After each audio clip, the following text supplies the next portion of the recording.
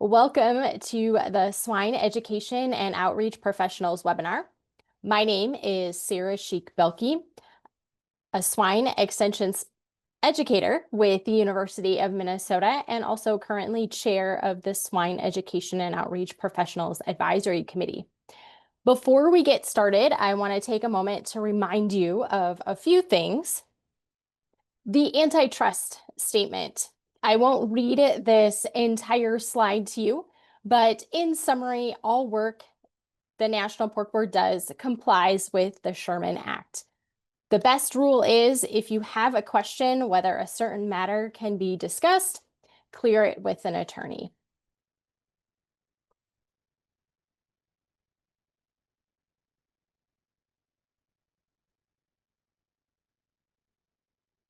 Hopefully you all are receiving the monthly emails for the Swine Education and Outreach Professionals.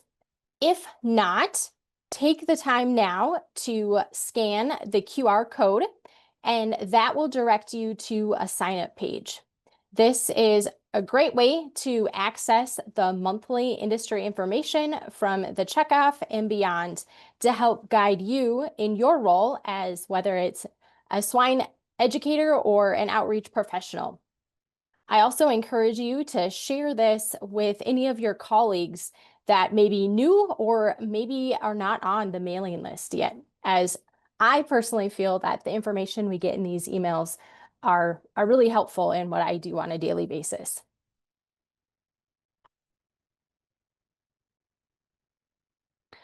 Also, to let you know, we are currently, meaning the advisory group is currently working to plan the agenda for the 2025 Swine Educators Conference, which currently we have projected to occur in October of 2025.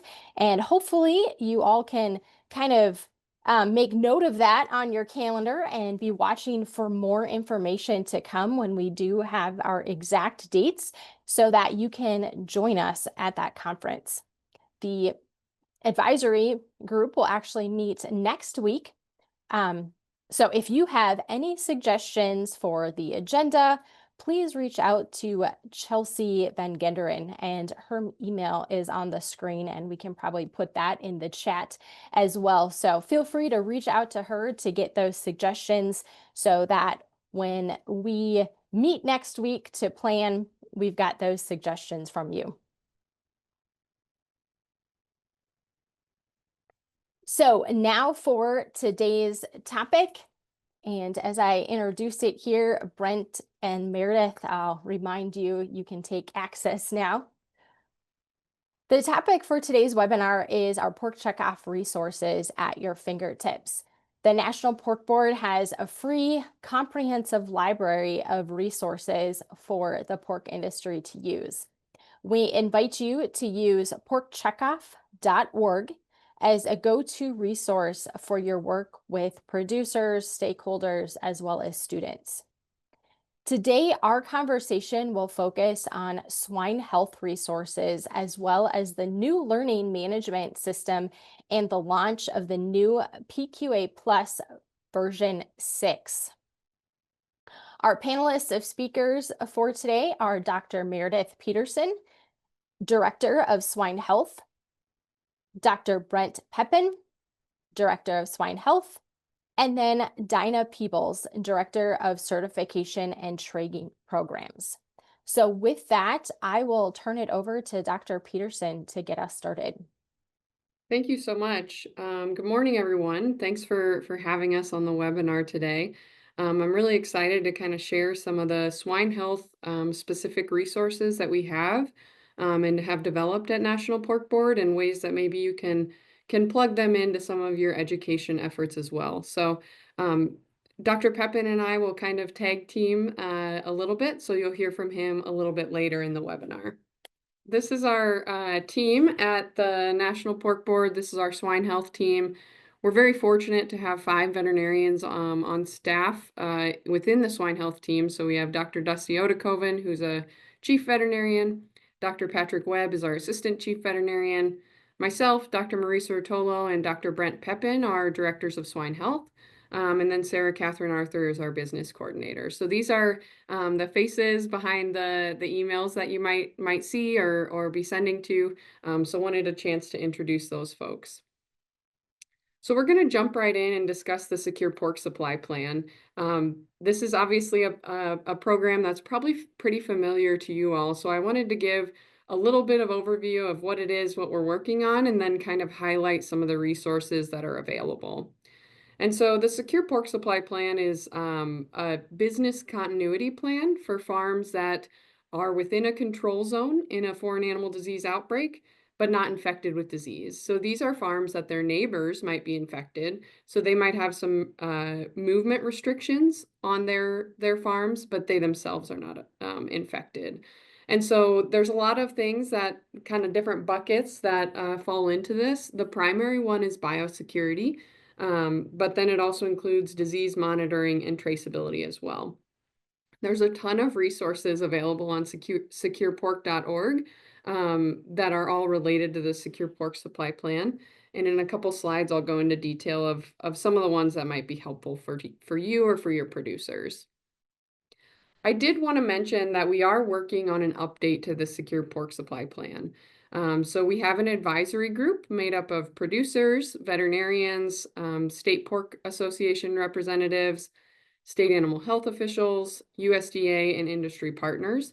There's also a couple swine educators, extension professionals that are in this advisory group.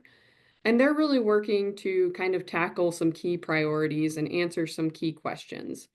The first is, how can we increase producer participation in secure pork supply while still keeping it useful in an FAD response?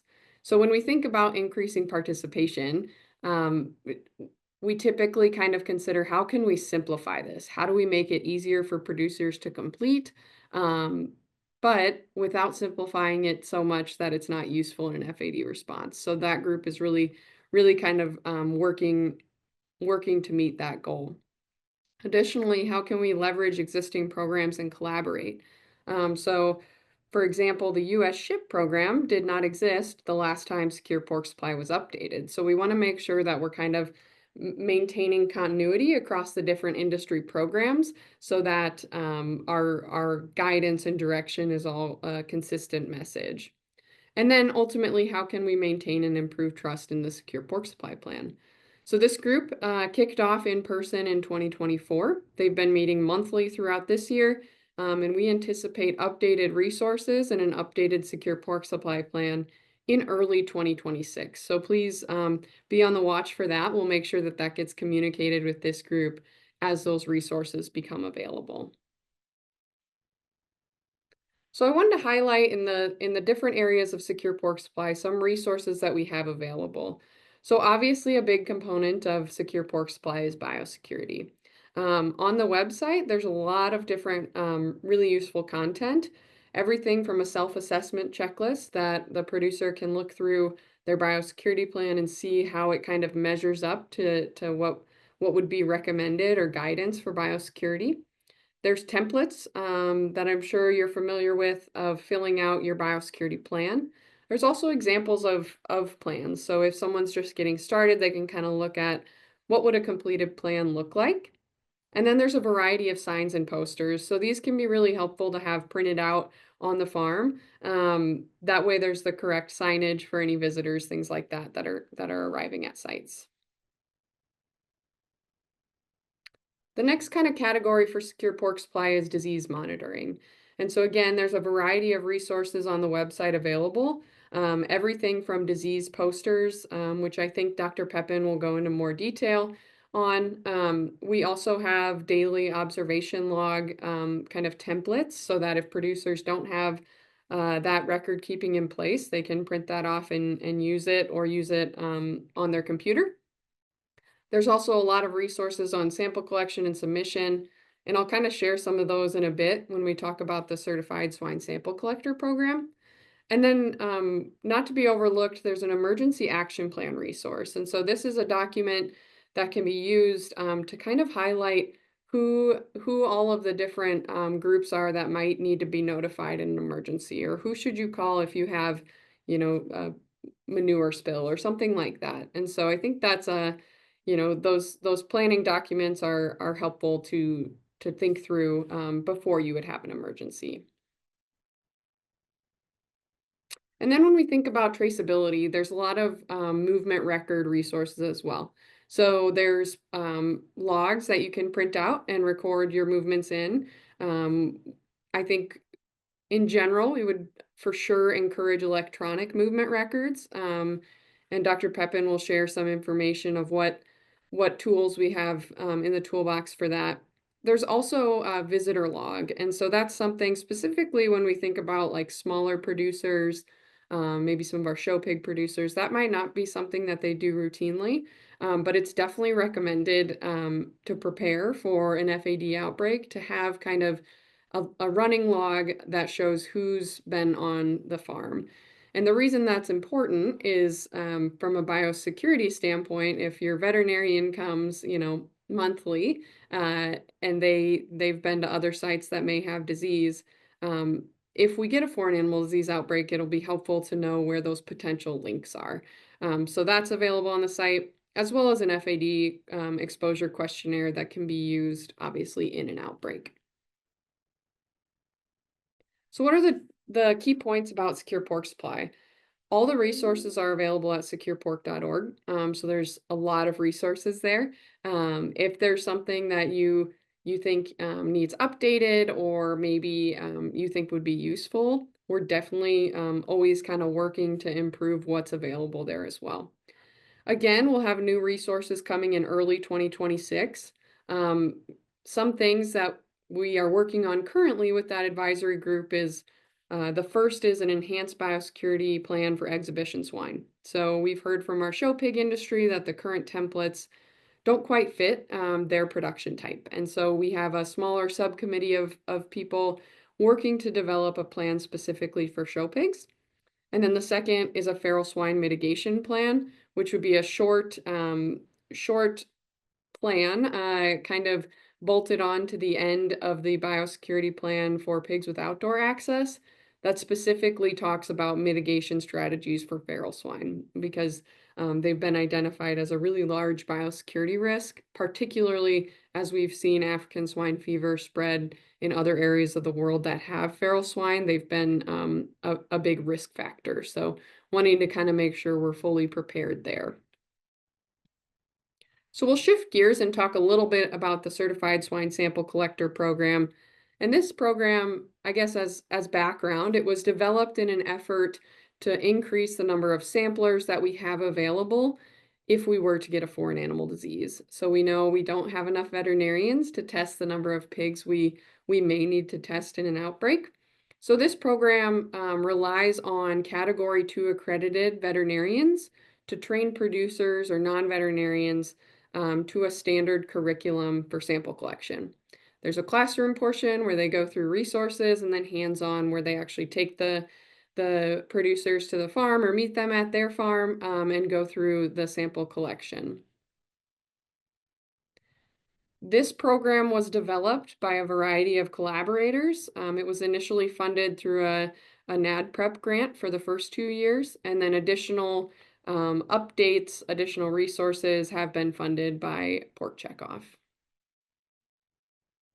The way the CSSC program is kind of rolled out, so there's national program standards. Anyone who's trained to be a CSSC has been trained to a standard curriculum. But the way that it kind of works in a regulatory perspective is the state animal health official, so the state veterinarian in the state, will say whether they are going to utilize CSSCs or not. And so if they are, then those Category 2 accredited vets can get approval from that state vet and go ahead and start training.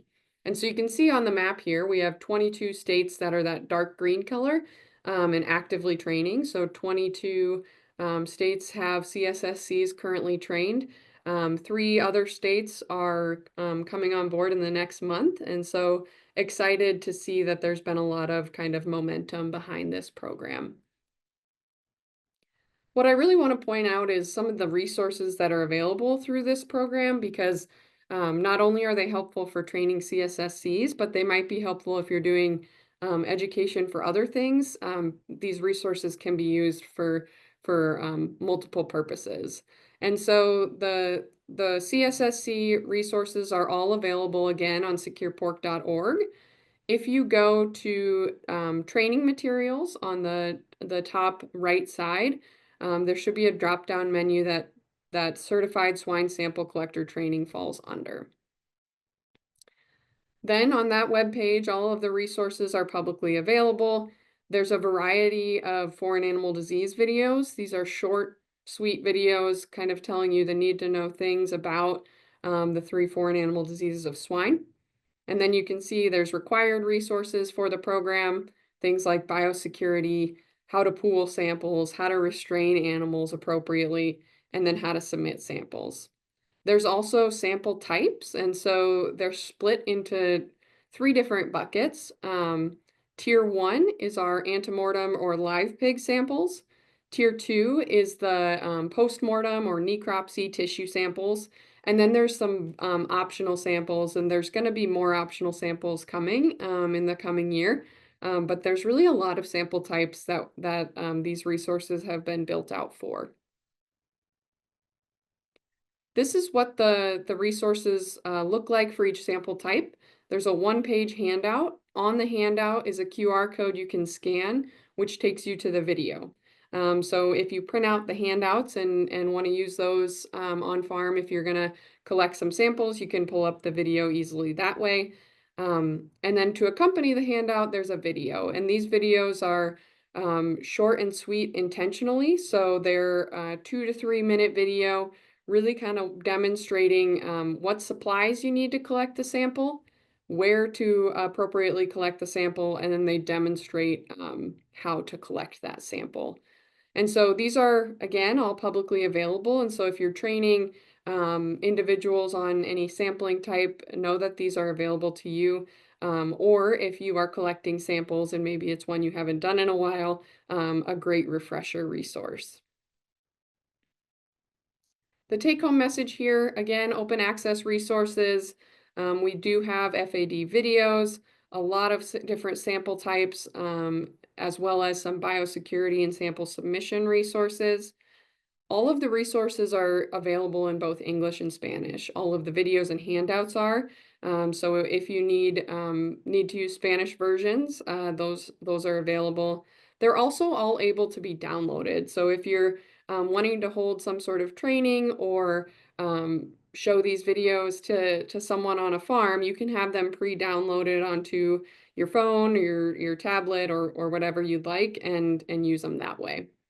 So again, they're available on the securepork.org website under training materials and certified swine sample collector training.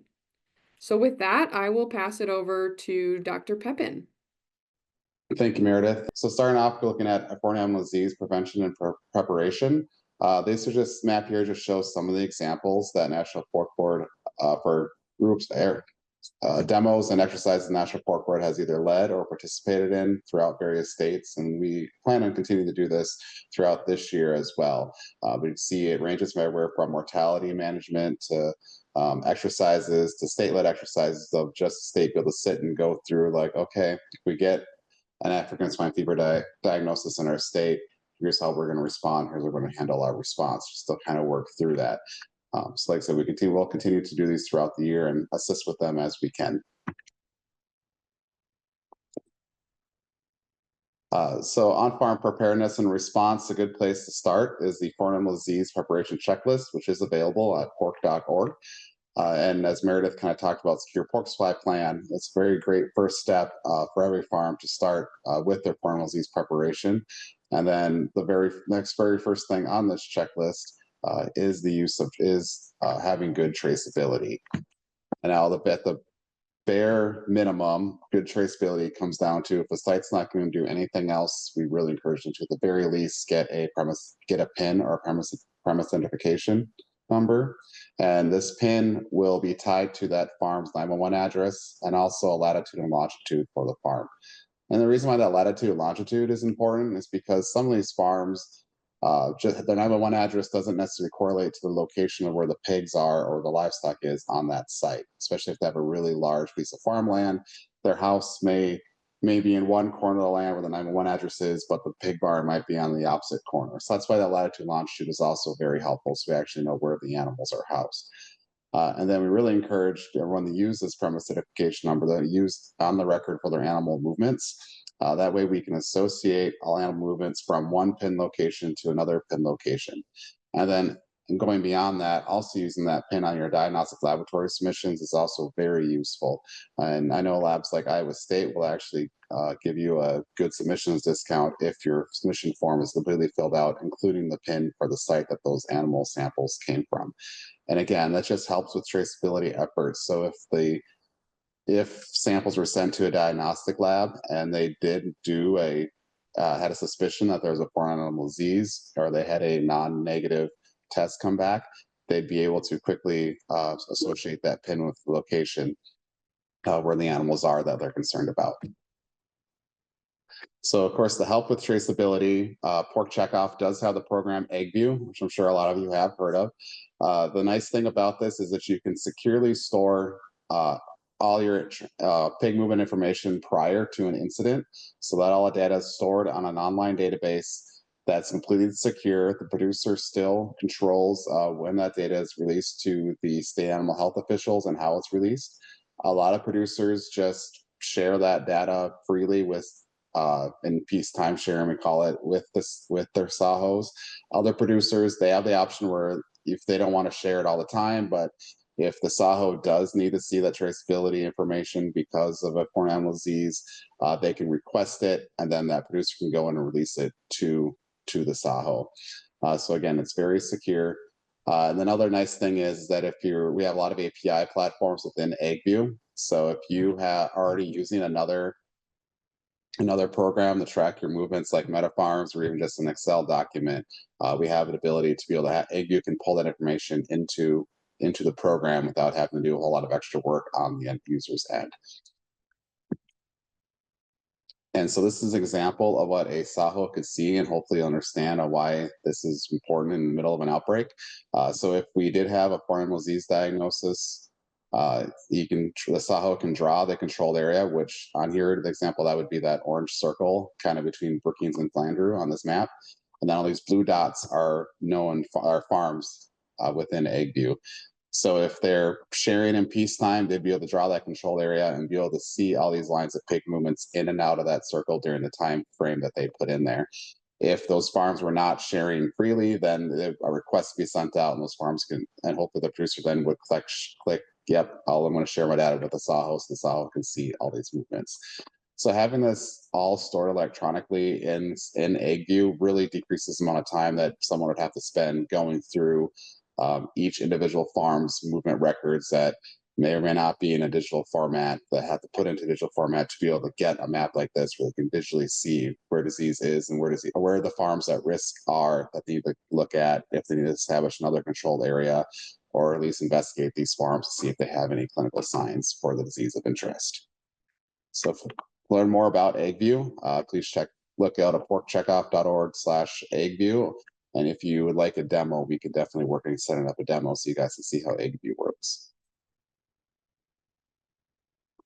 Another traceability project that I had up here at National Pork Board is the RFID project, for which we have USDA funding to be able to provide RFID reader equipment to cow cell processing plants, sorting stations, and the exhibition locations. This is up to $1 million for equipment. And so we can provide reader panels to cow cell processing plants and sorting stations. And then we also can provide handheld RFID readers to those locations, and then also to exhibition sites. So exhibition sites can receive up to 4 handheld RFID readers at no cost to them to help encourage their use of RFID tags to help improve our traceability efforts in these sectors. The current round of funding we have will go through mid-September. We are probably going to extend that so that we'll be able to go a little bit longer. And we also are working on getting additional funding to go for another year. But obviously I can't guarantee that right now. So I really encourage people that that are interested to take advantage of it now before September to guarantee that you can get it. But we are hopefully, it's looking good that we'll be able to extend this funding out for an additional year. And again, you can reach out to me, bpepin@pork.org, and you can find information on the Pork Checkoff website as well. Now moving into US Ship. So US Ship really implements all these different tools that Meredith and I have discussed. So we have AgView to help us on the traceability side. We have CSSC to help us on the sampling and testing side, and we have Secure Pork Supply on the biosecurity side. And all these things really help work within US Ship to establish our national playbook on swine health certification program. So US Ship is based off of a program that's been around for decades called the National Poultry Improvement Plan. So this is the swine side of it that we are currently in development of, and it's going to starting to focus on foreign animal diseases of ASF, CSF, to have those sites be continually monitored so that we can show our trade partners and give them reassurance that, hey, we are negative for these foreign animal diseases. The US Ship is currently working on expanding this to also some endemic pathogens like the NPIP uses as well. And again, ultimately, it's able to show our trade partners and us in the US where disease is and where disease isn't. So demonstrate freedom of disease to outside of control areas if we ever do have a foreign disease diagnosis in the US. So we have foreign disease, we're going to have that infected premise and that infected zone around that. And everything that happens there is going to be with the SAHO, the guidance of the USDA Red Book for FAD preparation. But then outside of that, we're going to have in that controlled area, so those are the sites that are known or suspected to not be infected with the foreign animal disease. They'll be utilizing programs like AgView for traceability to show their animal movements and request permits. They have Secure Pork Supply to show that they have their biosecurity up to date to make sure they can keep the disease out of their site, including if they have to add in additional biosecurity parameters outside of their everyday ones, as long as they're in that controlled area. And then we have CSSC to help with the surveillance samples to be taken in that controlled area to make sure that we're containing the disease appropriately. So again, US Ship's going to use all these to, again, be able to show where disease is and where disease isn't. So if we did have a foreign animal disease and we are able to show our trade partners, yes, we know that disease is in all these areas with these blue dots, but hopefully please continue to accept our pork exports from the areas outside of these known disease areas. So other things that we have going on our swine health team include our swine disease research task force. This is head by Dr. Marisa Rotolo as part on our team.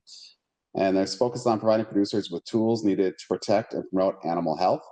And current research topics that have been funded and are currently going on include topics of diagnostics, for example, field tests for quick assessments and focusing on PED, studies on immunology, the effect of maternal-derived antibodies on PRRS vaccination control. We have studies going on for transport and how we can disinfect and clean trucks in various weather conditions. And also studies going on for manure management, looking at how long PD is actually infectious in manure. If you have any research ideas or want to provide your input, you can contact Dr. Marisa Rotolo. Another group that I lead here with National Pork Board Team is the PRRS Advisory Group. Now, this group, we're working to clearly outline the known knowledge gaps or research gaps we have for PRRS as focusing on the in-field response. And that's the goal would be to have those clearly laid out, and then we can hopefully create an RFP based around those knowledge gaps that we know exist. And then also be able to provide direction back to the National Pork Board leadership on where future resources, checkoff dollars should be allocated to best assist producers with PRRS. So this advisory group kicked off in November of 2024 and is scheduled to sunset in July of 2025. And at that point, depending on the recommendation back to the National Pork Board leadership and where it goes, this could morph into something else. But so this is ongoing currently right now. And if you have ideas or things that you want to make sure that we're being discussed in this advisory group, you can reach out to me or one of the other swine health directors, pass information along. So Meredith kind of touched on this. For other resources we do have in both English and Spanish are the swine disease posters for ASF, CSF, and FMD. And then also we have visitor and biosecurity posters. And I know these were just recently updated last year. I know a lot of barns, when I was still in practice, a lot of barns had the older versions, which are still good, but these are updated and a little more current. And then another thing that's been very popular is the disinfectant booklet. So this booklet lists all the known registered disinfectants, and then also lists the diseases that those disinfectants are labeled to be able to kill or control. So like I said, that's probably been the most popular item out of all of this, all these sources that we recently created and updated. Other resources we do have for biosecurity specifically are these one-pagers that focus on manure management, mortality management, non-farm personnel on and off-site, pig transport, and truck wash. So just some quick, easy educational sources that you can provide to for yourself and also for your producers. And then we also have those same sources. We have, with those one pagers, we have 3 that focus specifically on exhibition swine, one with weigh-in or tagging events, another one for exhibition and sale, and another one for the exhibitor, or things you can do to help keep your pigs healthy at exhibits. So these, like I said, these resources are all available for free, along with a lot of other free assets on the pork store. So you can please visit the pork store and you can order these that have distribute to producers, or have your producers order themselves for the use in their barns and for their staff. Another tool that we do have available is called fadready.org. This was developed with a joint effort with Ohio through an AdPAP grant initially. So this is up and running, and it is a tool for producers and vets to go to start their FAD preparation. So this may not be something that's great for that everybody needs, but if somebody doesn't know where to start because it's so overwhelmed, this is a good place you can go to, and you can click through each of the areas, and it walks you through each step you have to take to go through everything, like Meredith talked about, getting your secure pork supply plan, getting the premise identification number, all those things. And there's also an opportunity, if states want to, you can have your state-specific resources linked underneath where appropriate on this FAD tool, on this FADready.org site. You don't have to, not every state does, but that is an option on there. Another resource is the DAL, or Digital Asset Library, available on pork.org, where you can find PDF resources, photos and videos, and all other assets that may be helpful for you make presentations or for educational purposes. With that, I'm going to relinquish control back to Meredith. Okay, thank you, Brent. I wanted to just share a few slides about not a program or resources we've developed, but some other work in the swine health realm that you'll likely see and hear more about throughout the coming months. And so, as an industry, and as you all know, we've been struggling with some swine health challenges. And I think the problem that it comes down to is the increase in mortality rates in our production systems. And so there's a variety of different issues that kind of roll off of that, things like employee morale, animal welfare, consumer perception. And so there's really been a lot of thought put into, is it time to have a coordinated approach or a coordinated swine health strategy across the industry? And it's given me a loading circle, so we'll give the slides a second to catch up. But that question of, is it time for a national swine health strategy, has kind of been asked in the last several months.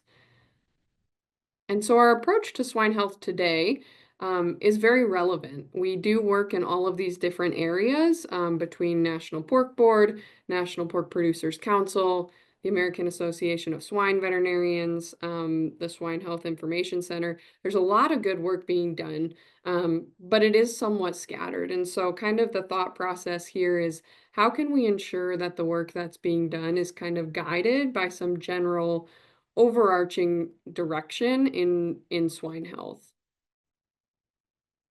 And so with that, we're working initially to kind of help get that direction. The first thing that we're doing is gathering producer and stakeholder insights. So throughout the coming months this summer, we'll be gathering a lot of data on what are the challenges that producers are facing, and what do various stakeholders think are the biggest challenges in terms of swine health.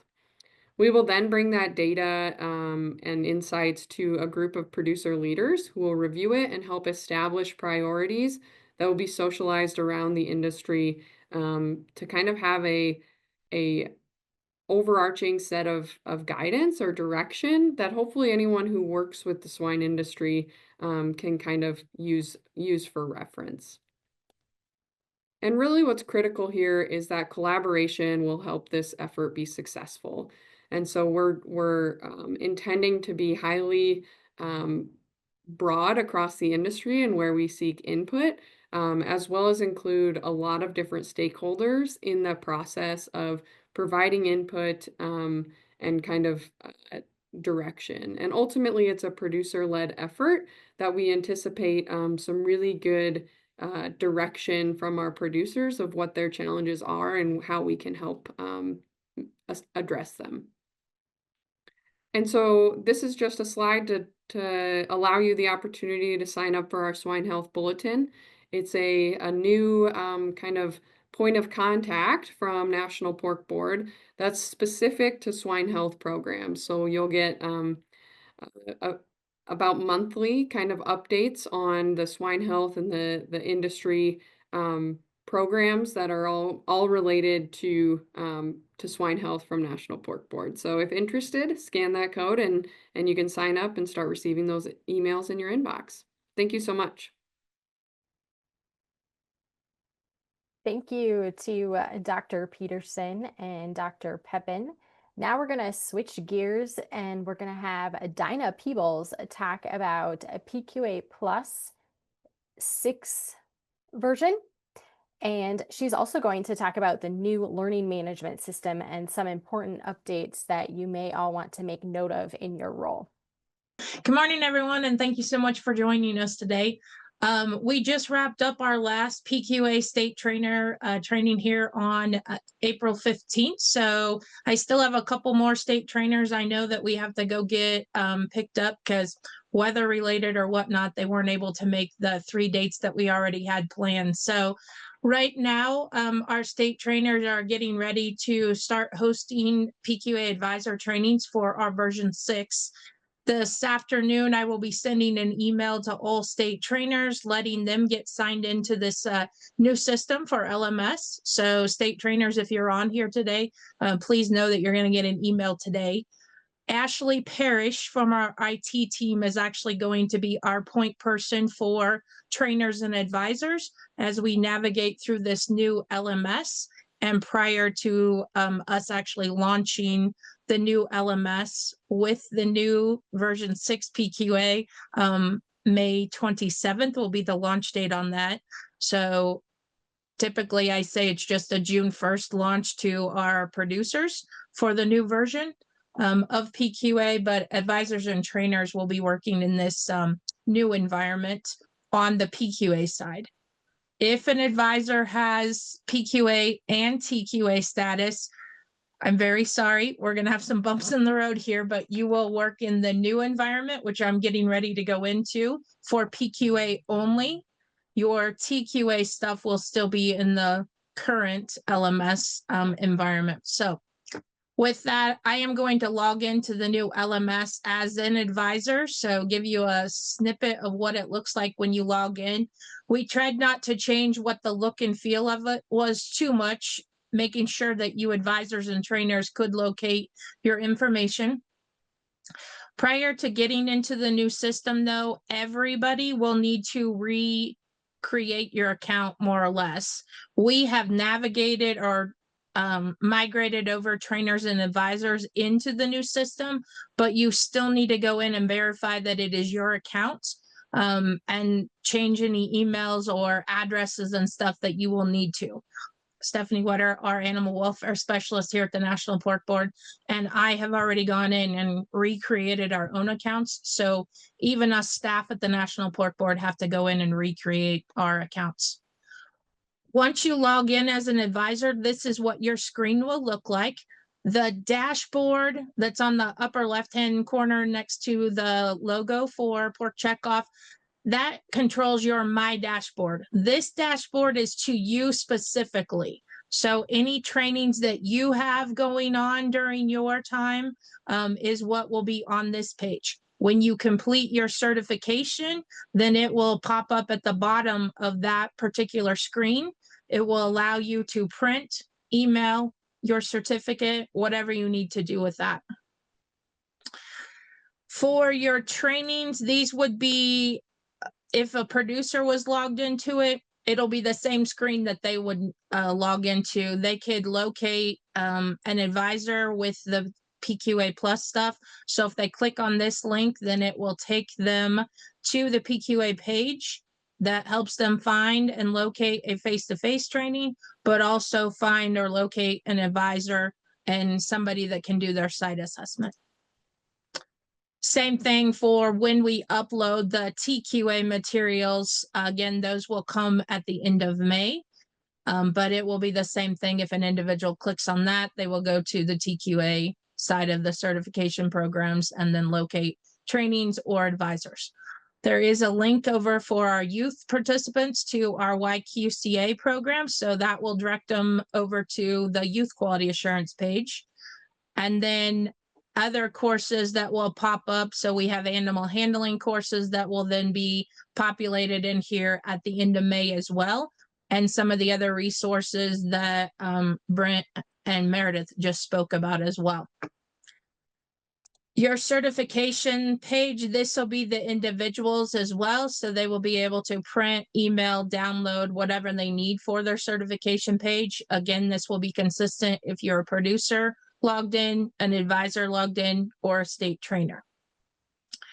The resource page is going to host all of the resources that we currently have on our Pork Checkoff tools page. All of those will be migrated over. When they get onto this respective page, you have several filter options that you will be able to sort by. The latest ones that we have in, you can sort them by alphabetical. You will be able to sort by program or topic area. And then if you want a certain format that you're looking for, so you know it's in a PDF version or you know it's a handbook, you can sort by the type of resource that it would be available. And then once you hit apply the filters, then those resources that are available in that will show up here in this lower portion of the screen. Over here on the far right-hand side of the screen will be important for advisors and trainers. So the little person icon will be your individual information that you can go in and update your email, update your address, and just your profile information will be under that icon. The tools page is where the tools icon that is right next to the person there in the upper right-hand corner will be the spot that the advisors and trainers spend the most time in. Once you click on that tools icon, it will take you to the trainer advisor dashboard. Now, if you are PQA certified and TQA certified, we will be populating another box here. So it will be trainer advisor resources for PQA stuff, and then there will be TQA underneath that if you are certified in both. Once you get into this advisor page, this is where you will spend the majority of your time as an advisor or trainer in either one of the category areas. You will search or certify your individuals here in this second box, and we'll show you what that one does. You could still search them by their ID, their first and last name, and then their state. So that has not changed from the old version to the current version.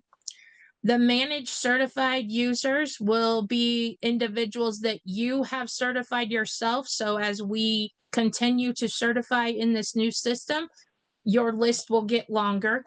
I do want to call out when you're certifying an individual, and if I go into our record that we have demonstrated here, we are only migrating the last version and the last certificate they had at the pork board. So it will be the most current one that is active with us. So for like PQA, if they're not currently active on version 5, then they're not going to show up with a record. So please understand, we're not going to have the long history of all of the certifications that the individual has taken over the past. It will just be the most current record. Once you're in on an individual's screen, you will be able to certify them in a face-to-face environment, assign them to an online training, or edit the individual's information, as well as add them to your favorites if you so choose. As you scroll down here, similar to what you see in the current environment, will all be present. I do want to point out there is a arrow that pops up here in the lower right-hand corner. When you get to the bottom of the page, if you click on that, it'll take you back to the top much quicker than scrolling back up like we typically have to do. So we'll navigate back out to the trainer page. We talked about favorites, so that'll give you the list of the folks that you actually put up as your favorites. If you are able to host face-to-face trainings for folks outside of your organization, so most of you extension folks on here will be able to create trainings and host multiple producers in a room. This is where you will set those classes up. And this will also be the area that you will access site assessment information. The producer also will get to the site assessment area similar to what you are. Last, I'm going to go into the resource page here. So currently what is loaded is the PQA Plus stuff, and that will be the case until the end of May. So anything for state trainers who have already gone through, they've seen this information. We have facilitation resources available to help you navigate through your PQA Plus training. Your virtual training information will be here, and then your other training resources that you will need, your first time slide deck, your site assessment information, the animations that we have available to you to do the trainings, and then other resources that are on your flash drive that you'll get once you go through your advisor training or you've already come through your trainer training. I am going to just log out real quick, and I'm going to go into a producer page just so you can see there's not much difference between the advisor training information and what the producer will see. Just it will be more tailored to the producer information. And the icon for the tools is no longer in the upper right-hand corner. So that is one of the major differences. I do want to call out, and I apologize, I didn't do it on the last screen when I was in for trainers and advisors. This little message button will be where we house any of our messages to advisors and trainers or to producers. Typically, this is used for our advisors and trainers, like when we launch a new training. So I listed all of the PQA state trainer dates for the trainers was on your dashboard from the last version. For advisors, the information that they would be seeing is that they would need to recertify on the PQA version 6 by the end of August. So August 31st will be the date that all PQA advisors will need to be recertified in. So that message will go up on the dashboard, and then this message icon will actually show that there is a message for that individual. So similar to what you saw on trainers and advisors, trainings, if they had any in progression, then this is what it looks like. So they can resume their course. And when you go in there, then it'll give them the different modules and where they are within those modules. I do want to call out one major transition for producers and advisors as you're going through an online training. The exam is at the end of all the modules. Currently, those exam questions come after each one of the modules. When we move into the new environment, the exam will be at the complete end of all modules. So that will be a change. One feature that will be helpful to the producers as they're in their training online. At the very bottom of the screen, there will be the handbooks that they will be able to access, and they will pop up in another screen. So when they get to their exam question, they'll be able to navigate through the handbook while they're taking that exam. There will be a couple different versions of the PQA handbook coming this time. There's the traditional one that we normally see. We have one that will be more interactive, and there will be hyperlinks over to other resources that Pork Board has, or to another entity's homepage that we might have referenced in the handbook. And then the third option for handbook that will be coming will actually be a mobile friendly one. So if somebody wants to access it off their cell phone, they will get a mobile friendly version, which will be in a Rise module layout, so that they can scroll as they're on their cell phones. When the LMS gets completely done, across the top here or down at the bottom of the resources for advisors and trainers, you'll see it on your tools page. That's where the Pork Store link will be for anybody that's trying to locate the Pork Store. So right now, just to give you an update as to where we are with the PQA revision. Again, I said most all of our state trainers have come through the 3 training sessions that we just completed here in April. They will be getting their email this afternoon to go in and set up their own account on the new LMS. And then when we navigate I'm gonna call you guys are in kind of a temporary environment, you guys being advisors and trainers are in a temporary environment. When we go to the full version of LMS on May 27th, any information you put into the temporary environment will migrate to the main page. And part of the reason we did this is there's 60-some thousand pork producers that would have been impacted if I had changed the name of the lmspork.org page versus 1,700 trainers and advisors. So I figured you guys could work through the bumps with me. We'd stay in a temporary environment, then we'd all navigate together to the other side. So I do want to make some notes and very important dates, Sarah, that need to be noted here. May 17th at 11:59, the old LMS system and everything will go down. We will be down for an entire week. So May 17th, 11:59.